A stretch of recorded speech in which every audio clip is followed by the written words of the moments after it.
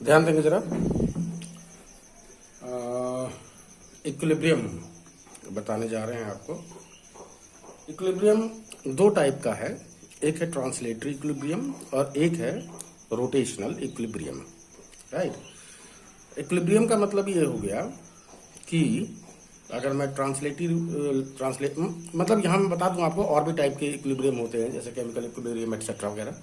ठीक है, तो अभी हम यहाँ पर जो डिस्कस कर रहे हैं वो केवल दो तरह का डिस्कस कर रहे हैं, एक ट्रांसलेटरी और एक रोटेशनल। तो ट्रांसलेटरी इक्विलिब्रियम वो इक्विलिब्रियम है, जैसे मान लीजिए बॉडी है आपकी और इस बॉडी के ऊपर बहुत सारी फोर्सेस एक्ट कर रही हैं, राइट।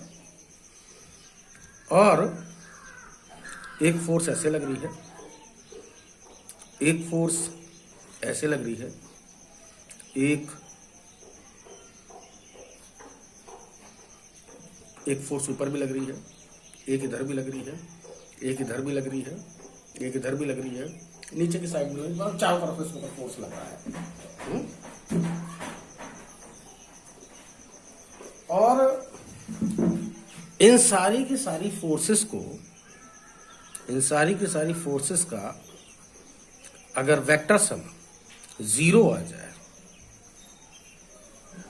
तो हम इसको बोलते हैं ट्रांसलेटरी इक्विलिब्रियम में ये है, right.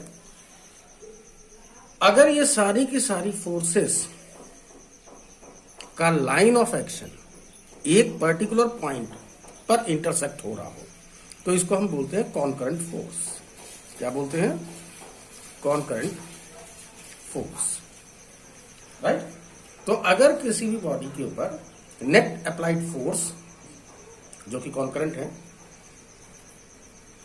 F1 plus F2 plus F3 and so on, अगर ये 0 हो या नल वेक्टर हो तो आप कहेंगे कि बॉडी किसमें है? ट्रांसलेटरी इक्विलिब्रियम में है ये, ठीक है। ट्रांसलेटरी इक्विलिब्रियम में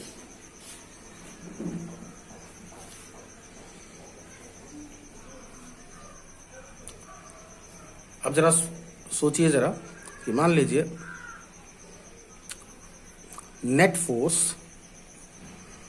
इज इक्वल टू किसके होगा? मास इंटू एक्सेलरेशन का होगा। अगर नेट फोर्स अगर 0 है, मतलब इन सबका सम जो नेट फोर्स आ रही है अगर वो 0 हो जाए तो इसका मतलब mass into dv over dt 0 है। इसका मतलब ये हो गया कि वेलोसिटी क्या आ गई? कांस्टेंट आ गई। तो अगर नेट अप्लाइड फोर्स 0 है यानी कि बॉडी ट्रांसलेटरी इक्विलिब्रियम में है तो इसका मतलब ये हुआ कि उसकी वेलोसिटी कांस्टेंट रहेगी, यानी कि जैसे उसकी वेलोसिटी है वो वैसी की वैसी रहेगी। अगर ये रेस्ट में है ये पार्टिकल तो ये इन सारी फोर्सेस को अप्लाई करने के बाद भी ये रेस्ट में ही रहेगा। और अगर ये कांस्टेंट वेलोसिटी से चल रहा है मतलब ना तो इसका मैग्नीट्यूड चेंज हो रहा है और ना ही डायरेक्शन, तो ये इसी तरह से चलता रहेगा, ठीक है। बहुत से लोगों को ये गलतफहमी होती है कि इक्विलिब्रियम का मतलब हो गया कि पार्टिकल रेस्ट में है, राइट ना, या बॉडी रेस्ट में है। तो रेस्ट नहीं होता है, वो ध्यान रखिएगा।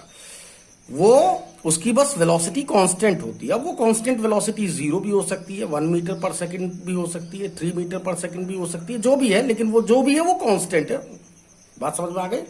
अगर पार्टिकल की वेलोसिटी 0 है तो इसका मतलब तब भी वो इक्विलिब्रियम में ही माना जाएगा। लेकिन सिर्फ इसका मतलब ये नहीं होता है कि इक्विलिब्रियम में अगर पार्टिकल है तो इसका मतलब वो रेस्ट में ही होगा वो, ठीक है ना।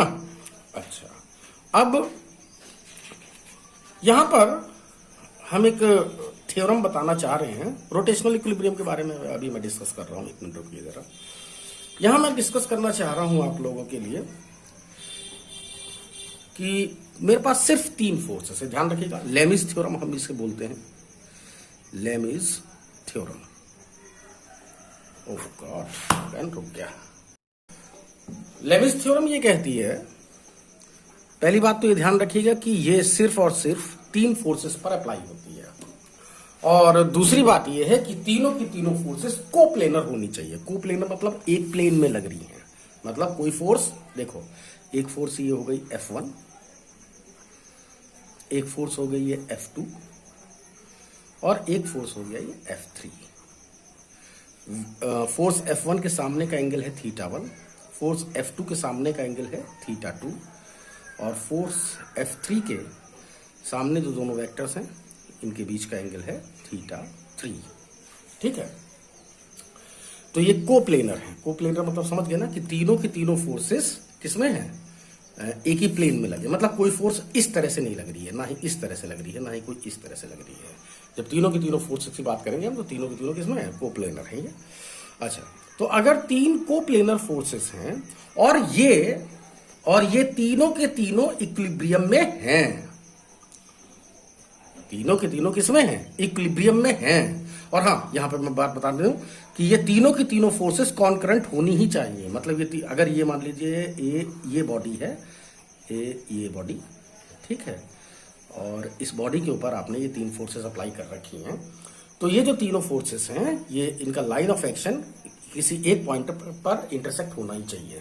ठीक है, तो लेविस थ्योरम जो अप्लाई करनी है, तीन फोर्सेस पे अप्लाई करनी है, तीनों कोप्लेनर होने चाहिए, तीनों कॉन्करेंट होनी चाहिए। जब ये तीनों कंडीशन जब सेटिस्फाई हो तभी आप लेविस थ्योरम को अप्लाई करिएगा। और ये जो लेविस थ्योरम है वो ये बताती है आपको कि F1 कोई भी वेक्टर लो, ये F1 divided by sine of इसके सामने का एंगल साइन θ1। इनफैक्ट मैं मैग्नीट्यूड की सिर्फ बात कर रहा हूं, ठीक है, ये इक्वल होगा F2 ये वेक्टर डिवाइडेड बाय इसके सामने का एंगल का साइन θ2 इज इक्वल टू होगा F3 अपॉन साइन θ3। ये वो रिलेशन है जो फिजिक्स की कुछ बहुत कॉम्प्लिकेटेड प्रॉब्लम को सॉल्व करती है। ठीक है, मतलब इजीली सॉल्व करती है। अगर आप इस थ्योरम को ना अप्लाई करो और अपने तरीके से मतलब उसके कंपोनेंट वगैरह लेके अगर करने लग जाओ तो वो प्रॉब्लम ज्यादा कॉम्प्लिकेटेड हो जाती है बनस्पत इसके कि आप सिंपल सी आप ये लेविस थ्योरम अप्लाई कर लो। ठीक है, तो अब यहां ध्यान देने की बात यह है आप लोगों के लिए कि अगर तीन फोर्सेस अगर इक्विलिब्रियम में हैं, बात समझ में आ गई ना। इक्विलिब्रियम का मेरा मतलब इस पर यानी vector F1 plus vector F2 plus vector F3 जो कि तीनों कोप्लेनर हैं और कॉन्करेंट हैं, इन तीनों का जो नेट फोर्स है या तीनों का जो सम है वो नेट जीरो हो। अगर ऐसा हो रहा है तभी ये थ्योरम एप्लीकेबल है, अदरवाइज नहीं। ठीक है, अच्छा, तो ये लेविस थ्योरम हो गई आपकी। ठीक है, अब हम इसी को थोड़ा सा एक्सटेंड कर दें कि मैं ये कहना चाह रहा हूं कि अगर तीन फोर्सेस अगर इक्विलिब्रियम में हैं तो ये तीनों की तीनों फोर्सेस मिलके क्या बनाएंगे, एक ट्राइंगल बनाएंगी ही बनाएंगी। ये वेक्टर F1 हो गया, ये वेक्टर F2 हो गया और ये वेक्टर F3 हो गया। ये हमेशा तीनों की तीनों मिलके एक क्लोज्ड तो खैर क्या ट्राइंगल बनाएंगे ही बनाएंगे। तो ये हो गया जो एंगल है, ये है θ3, ये F2 और F3 के बीच का जो एंगल है वो है θ2, राइट, और θ3 θ1 आएगा ना, ये θ1, ये हो गया वेक्टर F1, ये वेक्टर F2, ये वेक्टर F3, और ये जो एंगल है वो है θ2। ठीक है, तो ये तीनों के तीनों जब भी तीन फोर्सेस आपकी इक्विलिब्रियम में होंगी और कोप्लेनर होंगी और कॉन्करेंट होंगी तो हमेशा वो एक ट्राइंगल बनाएंगी ही बनाएंगी। ठीक है, अच्छा, मैं यहां पर एक बात मैं आप लोगों को बता दूं कि एक मैथमेटिकल थ्योरम है जो हम सिर्फ फोर्स के ऊपर अप्लाई करते हैं। ये एक लेविस थ्योरम एक मैथमेटिकल थ्योरम है, ना कि इसका फिजिक्स से कोई लेना देना नहीं। ठीक है, तो यहाँ पर हम लोग सिर्फ लेविस थ्योरम को, जो कि एक मैथमेटिकल थ्योरम है, हम इसको फिजिक्स में यूज करते हैं। बात समझ में आ गई? यानी अगर मैं सिंपल अगर बात करूं कि अगर मेरे पास ये तीन वेक्टर्स हैं, vector F1, vector A1, vector A, vector A B, और ये है वेक्टर सी, ठीक है। और ये इन तीनों का सम, इन तीनों का वेक्टर सम अगर नल वेक्टर आ रहा हो, यानी कि 0 आ रहा हो, तो इसका मतलब ये हो जाएगा कि ये थ्योरम ऑटोमेटिकली एप्लीकेबल हो जाएगी उसके ऊपर। यानी कहीं जगह नहीं दिखाई दे रही है लिखने की, मैं नीचे लिख दे रहा हूं, देखिए जरा, ए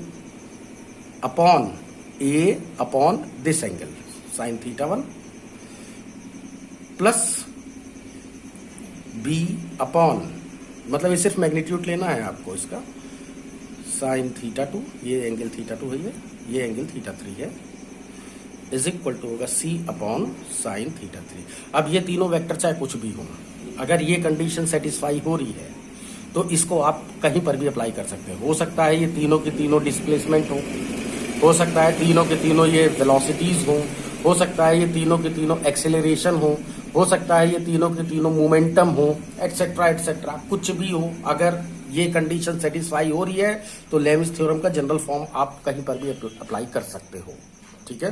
बात समझ में आ गई ना, ठीक। अब इसी में मैं थोड़ा सा ये भी बता दूंगा आपको, जब मैंने स्टार्ट कर ही दिया था, तो रोटेशनल इक्विलिब्रियम के बारे में भी यहाँ पे मैं थोड़ा सा बताना चाहूंगा आपको। रोटेशनल इक्विलिब्रियम का मतलब ये है कि अगर ये मान लीजिए ये कोई बॉडी है और इसके ऊपर बहुत सारे टॉर्क लगे हुए हैं, राइट ना। कोई टॉर्क है जो इसको इधर की तरफ घुमाने की कोशिश कर रहा है, टॉ 1, कोई है जो इधर की तरफ घुमाने की कोशिश कर रहा है, टॉ 3, कोई एक दूसरा टॉर्क है जो इसको इधर की तरफ घुमाने की कोशिश कर रहा है, मेरे हाथ का जरा वो देखिए, ऐसे, है ना। कोई इसको इधर की तरफ घुमाने की कोशिश कर रहा है, कोई ऐसे घुमाने की कोशिश कर रहा है। तो अगर नेट टॉर्क अगर 0 हो, और ध्यान रखिएगा कॉन्करेंट होनी चाहिए, अगर नेट टॉर्क अगर 0 है एटसेट्रा, अगर ये 0 है तो हम कहेंगे कि ये पार्टिकल किसमें है, रोटेशनल इक्विलिब्रियम में है। ये बात समझ में आ गई। अब रोटेशनल इक्विलिब्रियम का मतलब भी वही है जो अभी भी मैंने इसमें बताया था ट्रांसलेटरी इक्विलिब्रियम में, जैसे F force is equal to, तो नेट टॉर्क, मतलब इन सबको जो भी सम है, जो नेट टॉर्क किसके होगा, इसका moment of inertia multiplied by इस एंगुलर एक्सेलरेशन, राइट ना। तो नेट टॉर्क अगर 0 है, जैसा कि दिखाई दे रहा है, यानी कि अगर ये इक्विलिब्रियम में है, तो I इज इक्वल टू हो गया D omega over D T, और इसका मतलब हो गया कि ओमेगा कितना है, कांस्टेंट है। अब ये कांस्टेंट आपका 0 भी हो सकता है, ये कांस्टेंट कोई अदर नंबर भी हो सकता है।